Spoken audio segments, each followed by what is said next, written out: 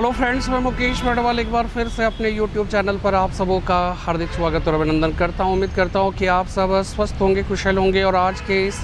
समसामयिक मुद्दे के सेशन में हम सब बात करेंगे एक ऐसे प्रेस के बारे में जिसने अभी हाल में अप्रैल 2023 में अपनी स्थापना का 100 वर्ष मनाया। और 100 वर्ष मनाने की वजह से वो अपने आप में चर्चे में रहा। लेकिन चर्चे में होने का जो सबसे बड़ा जो कारण है वो कारण ये है कि अभी कुछ दिन पहले भारत के प्रधानमंत्री की अध्यक्षता वाले एक ज्यूरी ने गीता प्रेस को गांधी शांति पुरस्कार से सम्मानित करने की घोषणा की है। गांधी शांति पुरस्कार भारत की तरफ से दिया जाने वाला शांति का सबसे बड़ा पुरस्कार है। हम आज के इस सेशन में गीता प्रेस के बारे में समझेंगे, साथ में समझेंगे गांधी शांति पुरस्कार के बारे में, और साथ में इससे जुड़े कुछ विवादों के बारे में जो विपक्ष ने, विशेषकर कांग्रेस ने गांधी शांति पुरस्कार गीता प्रेस को दिए जाने का जो सवाल खड़ा किया है उसके बारे में थोड़ा सा जो है हम सब जिक्र करेंगे। हालांकि हमने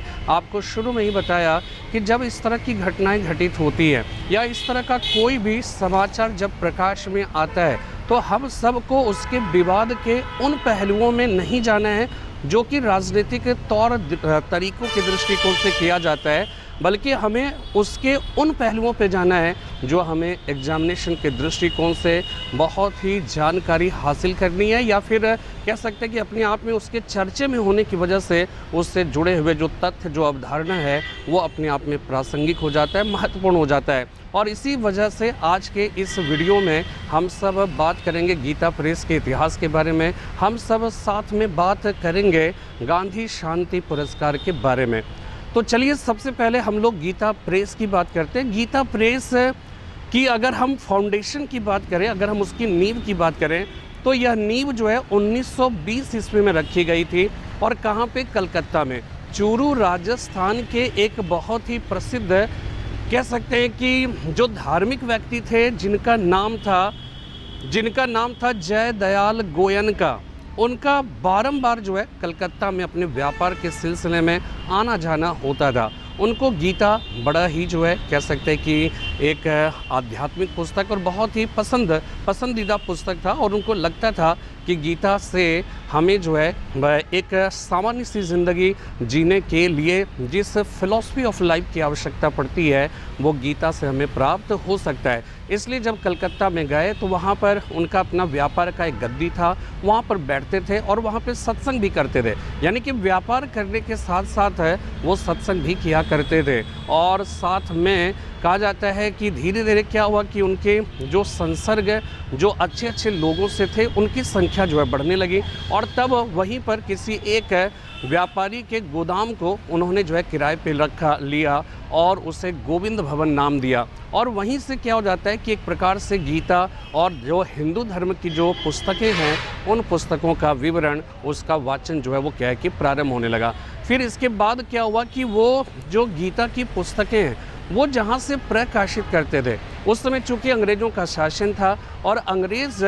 जो थे वो उनका जो प्रेस होता था उस प्रेस में कहा जाता है कि जो गीता प्रकाशित की जाती थी उसमें जो शुद्धियाँ है उन शुद्धियों पर पर्याप्त ध्यान नहीं दिया जाता था। और इसी वजह से क्या होता था कि जो छपी हुई पुस्तकें होती थी वो कई गलतियों का एक प्रकार से शिकार होती थी, कई गलतियों से युक्त होती थी। और इसीलिए श्री जय दयाल गोयनका जी ने जो है अंग्रेजी प्रेस जो मालिक थे उनसे बात किया, उनके बाद उनको बताया कि इस तरह की जो है वो क्या है कि कमियां हैं। लेकिन क्या हुआ कि वो जो अंग्रेजी प्रेस का जो मालिक था वो उनसे नाराज़ हो गया और उन्होंने कहा कि अगर आप अपनी पुस्तकों का अगर आप शुद्ध प्रकाशन चाहते हैं तो आप अपने प्रेस की स्थापना कर लीजिए। तो इन्हीं परिस्थितियों में क्या होता है कि एक जो गोरखपुर के एक बहुत ही प्रसिद्ध जो है सेठ होते हैं जिनका नाम है हनुमान प्रसाद पोद्दार, उनसे किसी तरह से उनकी मुलाकात हुई और प्रेस के बारे में, चूँकि भाई प्रेस की स्थापना तो कोई बहुत छोटा मोटा काम तो था नहीं, तो हनुमान प्रसाद पोद्दार जो गोरखपुर के रहने वाले थे उनसे उनकी मुलाकात हुई और उन्होंने कहा कि आप आइए हमारी जगह पे, हम वहाँ पर जो है इसके प्रकाशन की व्यवस्था करेंगे। और कहा जाता है कि फिर 29 अप्रैल 1923 ईस्वी को श्री जय दयाल गोयनका जी और घनश्याम दास जालान और साथ में हनुमान प्रसाद पोद्दार, इन तीनों ने मिलकर इस गीता प्रेस की स्थापना गोरखपुर में, आज जिसे हिंदी बाज़ार कहा जाता है, पहले वो उर्दू बाज़ार कहलाता था, आजकल उसे हिंदी बाज़ार कहा जाता है, उस हिंदी बाज़ार में एक किराए के मकान में किया। और आपको आश्चर्य होगा कि वो जो किराए का मकान था उस समय 10 रुपये मासिक किराए पर जो है वो क्या है कि उसे लिया गया था। लेकिन बाद में 1926 ईस्वी में 1926 एडी में 10,000 रुपये में उस मकान को ही खरीद लिया गया। और उस मकान की तस्वीर जो है अभी मैं आपको अपनी जो है वो क्या है कि आपके स्क्रीन पर जो है वो क्या है कि उभर कर सामने में आ गया होगा। ऐसी कई तस्वीरें हैं, उन सारी तस्वीरों को जो है आप ज़रूर देखिए, उसे पढ़िए और बहुत सारी बातें जो हमने बड़ी मेहनत से उसको लिखा है उसको आप पढ़िए, उसको देखिए, उससे आपको बहुत सारी महत्वपूर्ण जो कह सकते हैं समसामयिक जो जानकारी है वो जानकारी आपको मिल जाएगी। आप उससे पढ़िए, ये सारी चीज़ें आपके लिए, और ये सब इतना महत्वपूर्ण है, इतना महत्वपूर्ण है कि आने वाले समय में प्रतियोगी परीक्षाओं में पूछे गए जो सामान्य अध्ययन सामान्य ज्ञान के जो प्रश्न होते हैं उन सारे प्रश्नों को आप करने की स्थिति में रहेंगे। तो आपको इस तरह से ये पता चला कि गीता प्रेस की बुनियाद जो है वो कोलकाता में रखा गया था श्री जय दयाल गोयनका जी के द्वारा, ठीक है, और 1920 में। लेकिन जब हम गीता प्रेस गोरखपुर की बात करते हैं तो वो 29 अप्रैल 1923 ईस्वी में गोरखपुर में स्थापित किया गया था हनुमान प्रसाद पोद्दार के सहयोग से, और साथ में घनश्याम दास जालान ने भी अपनी मदद जो है वो प्रस्तुत की थी। तो इस तरह से क्या हुआ, गीता प्रेस का जन्म हुआ। और ये गीता प्रेस लगातार काम करती रही, और उसे काम करने का या उनकी स्थापना का जो उद्देश्य था वो उद्देश्य क्या था, वो उद्देश्य था कि जो भारत की सनातन जो हिंदू धर्म की जो अपनी परंपरा है, उनकी जो मान्यता है, उनकी जो सांस्कृतिक जो विशेषताएं हैं, उन विशेषताओं को, उनकी पुस्तकों को, उनके धार्मिक ग्रंथों को उसे संजो कर रखना, और उसे कम से कम प्राइस में, कम से कम जो है उसे प्राइस में उसे सनातन हिंदुओं के सम्मुख प्रस्तुत करना, अपनी संस्कृति के बारे में उनसे परिचय कराना, हमारे धर्म की जो अपनी परंपरा, अपनी जो मान्यता रही है उनसे उन्हें अवगत कराना, यही उसका मकसद था। और ये ध्यान रखिएगा कि गीता प्रेस की अगर हम बात करें तो गीता प्रेस आप समझ जाइए कि अब तक अगर इतिहास के दृष्टिकोण से देखा जाए तो ये जो है दुनिया के सबसे बड़े प्रकाशकों में से एक है। यह 14-15 भाषाओं में अपनी पुस्तकों को प्रकाशित करता है, और अब तक इस प्रेस ने 41.7 करोड़ पुस्तकों का प्रकाशन किया है। इसमें से 16.21 करोड़ जो प्रतियां हैं वो श्रीमद् भागवत गीता की है। तो आप खुद ये समझ सकते हैं कि 41.7 करोड़ पुस्तकों का प्रकाशन किया, लेकिन एक में भी उन्होंने विज्ञापन नहीं लिया। पहली चीज़, पहली विशेषता कि किसी भी प्रकार के विज्ञापन को वो इंटरटेन नहीं करते हैं, पहली चीज़। दूसरी इंपॉर्टेंट बात कि इनकी जो पुस्तकें होती है बहुत ही सस्ती होती है। तीसरी महत्वपूर्ण बात कि वो किसी तरह का दान जो है वो नहीं लेते हैं, ठीक है। और यही वजह रहा कि जब गीता प्रेस को गांधी शांति पुरस्कार देने की घोषणा हुई तो गांधी शांति पुरस्कार तो लेने का गीता प्रेस ने जो है वो क्या है कि अपनी स्वीकारोक्ति जो है प्रदान कर दी, लेकिन उस सम्मान में प्रदान की जाने वाली जो धनराशि जो 1 करोड़ रुपए है, उस 1 करोड़ रुपए को उन्होंने लेने से इनकार कर दिया। ये अपने आप में बहुत बड़ी बात है ना, कि 1 करोड़ रुपए से निश्चित रूप से गीता प्रेस की कोई आर्थिक अगर दुश्वारियां अगर होंगी तो उन सारी दुश्वारियों का निपटारा किया जा सकता है। उनके जो कर्मचारी हैं उन कर्मचारियों के जीवन को और भी बेहतर बनाया जा सकता है। लेकिन उन्होंने अब तक का अपना जो एक सिद्धांत बनाया कि वो किसी तरह की कोई भी पुरस्कार, किसी तरह का दान नहीं लिया जाएगा, है ना। और इस तरह से क्या है कि वो गीता प्रेस का अपना जो ये इतिहास जो है वो चलता रहा, और पिछले 100 सालों में उन्होंने जो है कह सकते हैं कि भारत की जो संस्कृति, भारत की जो परंपरा, जो भारत की अपनी जो सांस्कृतिक रवायतें रही है, उन सब को इन्होंने अपनी पुस्तकों के माध्यम से अपनी जो है कल्याण जैसी एक पत्रिका भी निकलती थी, है ना। बहुत सारी किताबें, बहुत सारी मैगजीन्स, बहुत तरह की जो है पुस्तकों का इन्होंने प्रकाशन किया, और ये अपने आप में जो है कह सकते हैं कि भारत की संस्कृति को अहिंसक तरीके से उसे जो है सुरक्षित रखने में और उसको संप्रेषित करने में, और भारत की जो सांस्कृतिक जो अपनी उनकी मान्यताएं हैं उनके ताने बाने को छिन्न भिन्न होने से बचाए रखा। और इस वजह से 2021 का गांधी शांति पुरस्कार गीता प्रेस को दिए जाने की घोषणा हुई। अब चलिए हम लोग बात करते हैं कि गांधी शांति पुरस्कार क्या है। तो गांधी शांति पुरस्कार की अगर हम बात करें 1995 1995 एडी में जब गांधी जी के जन्म दिवस का जब 125वीं जन्म दिवस मनाया जा रहा था, ठीक है, 125वां जन्म दिवस जब मनाया जा रहा था 2 अक्टूबर के दिन, तो उसी समय जो है भारत की सरकार ने, भारत की संस्कृति मंत्रालय ने इस बात का निर्णय लिया कि गांधी के याद में गांधी शांति पुरस्कार की की घोषणा की जाएगी या उसे उस पुरस्कार को दिया जाने की बात की गई। और कहा जाता है कि तब 2 अक्टूबर 1995 ईस्वी को यह पुरस्कार जो है अस्तित्व में आया। और कहा जाता है कि इसकी जो एक तरह से इसका जो स्ट्रक्चर है, ठीक है, उस स्ट्रक्चर की अगर बात करें तो उसके अंतर्गत क्या है कि किसी भी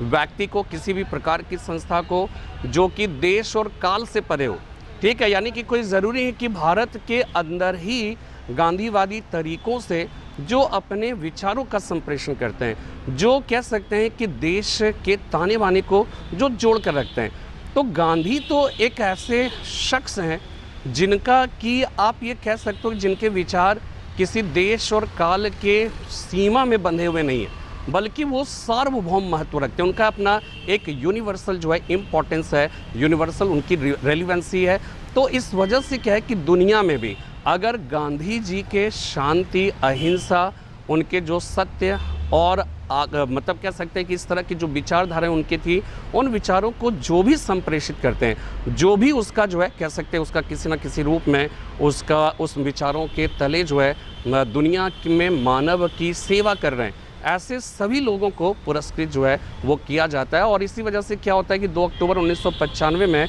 स्थापित गांधी शांति पुरस्कार सर्वप्रथम जिन्हें दिया गया वो कौन थे? तंजानिया के राष्ट्रपति, प्रथम राष्ट्रपति जूलियस न्यारेरे, ठीक है, जूलियस न्यारेरे ये पहले तंजानिया के प्रथम राष्ट्रपति थे और ये पहले ऐसे व्यक्ति बने जिनको कि गांधी शांति पुरस्कार प्रदान किया गया। इसके बाद ये तो प्रतिवर्ष दिया जाता है और साथ में इसके बाद जो है अगर देखा जाए तो ये इसरो को भी दिया जा चुका है, यहाँ तक कि रामकृष्ण मिशन को दिया जा चुका है, बांग्लादेश ग्रामीण बैंक को दिया गया है, इसी तरह से बाबा आमटे को दिया गया है, नेल्सन मंडेला को दिया गया है। ऐसे बहुत ही जो बांग्लादेश के जो कह सकते हैं कि बंग बंधु के नाम से पुकारे जाते हैं शेख मुजीबुर रहमान, उनको भी प्रदान किया जा चुका है। तो इस तरह से दुनिया यानी कि राष्ट्रीय अंतर्राष्ट्रीय स्तर के जाने माने हस्तियों को, जाने मानी संस्थाओं को यह जो है अब तक गांधी शांति पुरस्कार जो है प्रदान किया जा चुका है और ये हर वर्ष देने की जो है वो क्या है कि परंपरा है। हालांकि इसके अपवाद भी हैं, कई बार ऐसा हुआ कि जो है इसे जो है कह सकते हैं कि ये शांति पुरस्कार दिया नहीं गया, ठीक है। और इसके बाद एक और बात जो जानने की है, बहुत इम्पॉर्टेंट बात, वो ये कि इस पुरस्कार को किसे देना है, इसका सिलेक्शन कौन करता है, इसको कौन जो है वो क्या करता है, निर्णय कौन करता है। तो याद रखिएगा कि इसका जो सिलेक्शन कमेटी होता है उस सिलेक्शन कमेटी की अध्यक्षता महात्मा गांधी करते हैं और साथ में चीफ जस्टिस ऑफ इंडिया, ठीक है, इसके सदस्य होते हैं। दूसरा कि लोकसभा में सबसे बड़े दल के जो विपक्ष के नेता होते हैं वो इसमें शामिल होते हैं और 2 अन्य प्रतिष्ठित व्यक्ति। अगर अभी जो है देखा जाए तो जो गीता प्रेस को शांति का जो पुरस्कार दिया गया, उस गांधी शांति पुरस्कार के लिए जिस ज्यूरी का गठन किया गया था उस ज्यूरी में भारत के प्रधानमंत्री हो गए, चीफ जस्टिस ऑफ इंडिया, ठीक है, इसके बाद मल्लिकार्जुन खड़गे हो जाएंगे, ठीक है, वो विपक्ष के, लोकसभा में विपक्ष के नेता हैं। इसके बाद तीसरी इंपॉर्टेंट बात जो है और कौन कौन 2 लोग हैं, तो 2 लोग प्रेजेंट टाइम में ओम बिड़ला जी है ना, ओम बिड़ला हो गए और साथ में सुलभ इंटरनेशनल सोशल सर्विस जो जिनके संगठनकर्ता जो है बिंदेश्वरी पाठक जी हैं, बिंदेश्वरी पाठक जी को भी जो है इसमें शामिल किया गया था और इन लोगों ने ये डिसाइड किया कि गीता प्रेस को जो है वो क्या है कि ये सम्मान दिया जाएगा 2021 का। और कहा जाता है कि जैसे गीता प्रेस को ये सम्मान दिया गया कि इस पर बवाल खड़ा हो गया और बवाल खड़ा करने का जो है सबसे बड़ा श्रेय जो है वो क्या है कि कांग्रेस को जाता है। कांग्रेस ने ही जो है इस पर सबसे तीखा जो है हमला किया और कांग्रेस के एक बहुत ही प्रसिद्ध नेता जयराम नरेश ने ट्वीट करके जो है ये कहा कि ये जो मतलब कह सकते हैं कि गीता प्रेस को गांधी शांति पुरस्कार दिया जाना एक प्रकार से गोडसे और सावरकर को पुरस्कृत करने जैसा है। लेकिन इसके विपरीत कुमार विश्वास की अगर हम बात करें तो कुमार विश्वास ने जो है इसका समर्थन किया, इस पुरस्कार को दिए जाने का समर्थन किया। यहाँ तक कि कांग्रेस के ही एक जाने माने जो नेता हैं प्रमोद कृष्णन जी ने भी जो है उन्होंने एक प्रकार से कांग्रेस की जो बात है उस विचारधारा से अलग हटकर जो है उन्होंने ये कहा कि गीता प्रेस बीजेपी नहीं है। ठीक है, गीता प्रेस जो है वो बीजेपी नहीं है और गीता प्रेस को सम्मानित किया जाना ये बीजेपी को सम्मानित किया जाना नहीं है। और ये अपने आप में एक बहुत ही एक ऐसा प्रेस है जो दुनिया के सबसे ज़्यादा पुस्तकों को प्रकाशित करने वाले प्रेस की श्रेणी में शामिल किया जाता है और जिन्होंने भारत की संस्कृति को, भारत की धार्मिक मान्यताओं को, भारत के इथिक्स को, भारत के नैतिक मूल्यों को जिसने संरक्षित परिरक्षित करने में अपनी महत्वपूर्ण भूमिका निभाई। अगर ऐसे प्रेस को यह पुरस्कार दिया जाता है तो पुरस्कार अपनी जो सारगर्भिता और जो प्रासंगिकता और अपनी जो निहितार्थ है उस निहितार्थ को न सिर्फ सिद्ध करता बल्कि जो है गीता प्रेस को और भी प्रकाश में लाकर उनके द्वारा दिए गए योगदान को जो है कह सकते हैं कि उनको रेखांकित करके उन्होंने गीता प्रेस को और भी ज़्यादा प्रासंगिक बना दिया और इस तरह से उन्होंने भारत की संस्कृति को प्रासंगिक बना दिया, भारत के नैतिक मूल्य को प्रासंगिक बना दिया। और इस प्रकार से ऐसा किया जाना अपने आप में बहुत ही महत्वपूर्ण है और इसमें राजनीति नहीं होनी चाहिए और जो अच्छे कर्म करते हैं उनको निश्चित रूप से सम्मानित किया जाता रहना चाहिए। और यही है आज के इस संक्षिप्त जो है लेक्चर्स में हमने आपको बहुत ही महत्वपूर्ण जो है आपको जानकारी दी गीता प्रेस के बारे में और साथ में गांधी शांति पुरस्कार के बारे में। अगर आपको यह जो है वीडियो अच्छा लगता है तो इसको एक बार शेयर ज़रूर करिए, है ना। इसको शेयर करिए, लाइक करिए, कमेंट्स करिए, ज़्यादा से ज़्यादा लोगों तक पहुंचाने की कोशिश करिए। और एक प्रयास है, एक छोटा सा प्रयास है कि डे टू डे लाइफ में जो भी अच्छी बातें घटित होती हैं उन सारी बातों से जुड़े हुए जो तथ्य हैं, जो कॉन्सेप्ट है, उन कॉन्सेप्ट से मैं आपको जो है परिचित कराऊँ। चूँकि भाई आपके पास वक्त की कमी होती है कि हर चीज़ पे रिसर्च नहीं कर सकते आप, है ना। तो इस वजह से रिसर्च करके जो तथ्य मैं आपके सम्मुख उपस्थित करता हूँ आने वाले समय में ये बहुत ही महत्वपूर्ण है। और बहुत ही महत्वपूर्ण इसलिए भी नहीं है कि जो है ये प्रतियोगी परीक्षाओं में पूछे जाएंगे, बल्कि इसलिए है कि ये आम भारतीय होने के नाते हमें इन सारी बातों से निश्चित रूप से परिचित होना चाहिए। उम्मीद करता हूँ कि आज का ये सेशन आपको पसंद आया होगा और अगर पसंद आया तो आप ज़रूर लाइक का बटन दबाइए, इसको संप्रेषित करिए, शेयर करिए ज़्यादा से ज़्यादा। अगले वीडियो में फिर एक नए विषय के साथ उपस्थित होऊंगा।